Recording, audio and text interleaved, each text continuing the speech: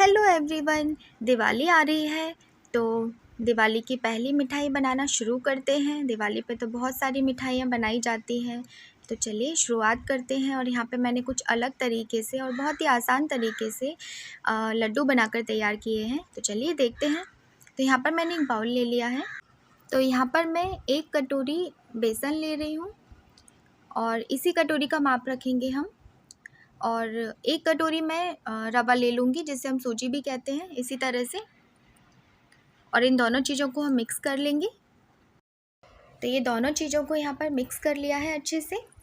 अब यहाँ पर मैं 3 चम्मच घी डालूँगी इसमें।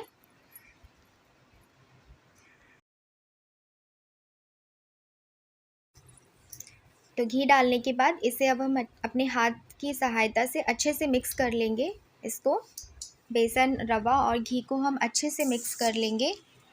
यहाँ देखिए फ्रेंड्स, ये मैंने अच्छे से मिक्स कर लिया है, सारी चीज़ें अच्छे से मिक्स हो गई हैं। अब यहाँ पर मैंने थोड़ा सा 2 चम्मच के करीब इसमें मिल्क पाउडर ऐड किया है। आप चाहें तो करें, अदरवाइज़ नहीं करें, कोई प्रॉब्लम नहीं है। और इसे भी अच्छे से मिक्स कर दिया है। तो यहाँ पर मैंने ठंडा दूध ले लिया है, उसी कटोरी से आधा कटोरी के करीब मैंने यहाँ पे दूध लिया है। और इस दूध को अब हम इसमें डालेंगे और इसको हम एक आटे की तरह, एक डो की तरह गूँथ कर तैयार कर लेंगे। तो गूँथना नहीं है फ्रेंड्स, बस उसको इकट्ठा करके इस तरह डो की तरह हमें तैयार करना है। तो ये मैंने कर लिया है सॉफ्ट सा, और इतना दूध अभी भी बच गया है।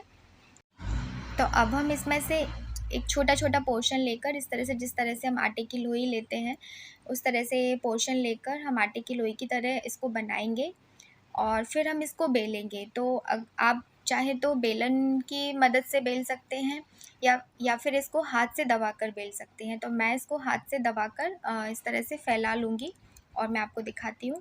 तो इस तरह से मैंने इसे तैयार किया है। क्योंकि मिल्क पाउडर डाला है तो ये थोड़ा सा ब्रेक होता है, टूटता है, लेकिन कोई प्रॉब्लम नहीं है, बहुत ईज़िली हो जाता है, बन जाता है। और इस तरह से मैं अब इसे तवे पर डाल दूँगी।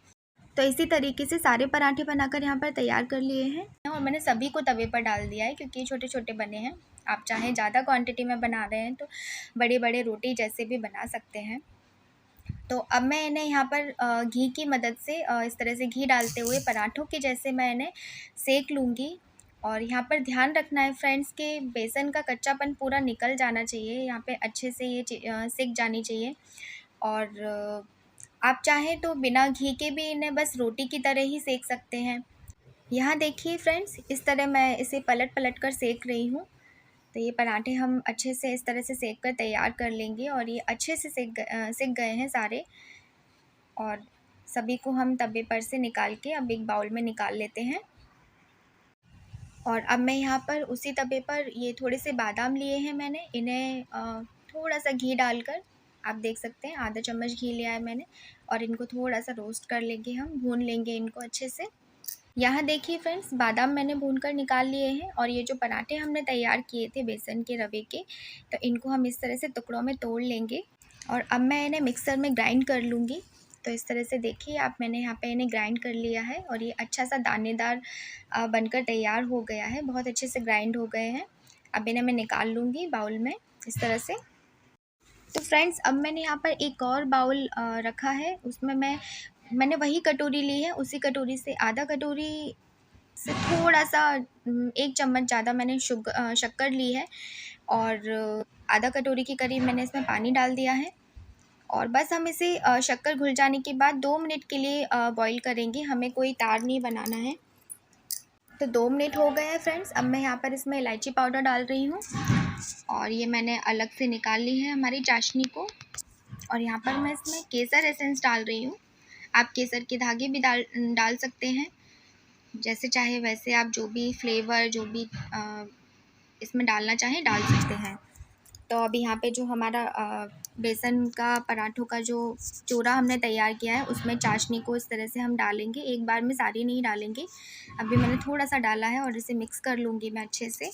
मैंने यहाँ पे बादाम चॉप करके डाल दिए हैं, आप चाहें तो अपनी पसंद के अनुसार और भी ड्राई फ्रूट इसमें ऐड कर सकते हैं। तो मैंने यहाँ पर इसे मिक्स कर लिया है। अब मैं थोड़ी चाशनी इसमें और डाल दे रही हूँ और इसे फिर से मिक्स कर लूँगी अच्छे से। मिलाने के बाद जो थोड़ी सी चाशनी हमारी बची थी वो भी मैंने अब इसमें पूरी मिला दी है। और अब हम लड्डू बनाना शुरू करेंगे। तो इस तरह से हम लड्डू बना लेते हैं। तो देखिए फ्रेंड्स, दिवाली के लिए इस तरह से हमने बहुत ही आसान तरीके से लड्डू बनाकर तैयार कर लिए हैं, बेसन के रवे के लड्डू। और आगे और भी मिठाई हम बनाएंगे। अभी तो ये हमारी पहली मिठाई है, शुरुआत है मिठाइयों की। तो चलिए, तो देखिए इस तरह से बहुत ही टेस्टी यम्मी दानेदार लड्डू बनकर तैयार हुए हैं। तो फ्रेंड्स, आप ज़रूर बताइएगा कि ये रेसिपी आपको कैसी लगी और बहुत ही आसान और सरल तरीके से ये टेस्टी लड्डू हमने बनाकर तैयार किए हैं। आप एक बार ज़रूर ट्राई करिएगा। Thanks for watching friends.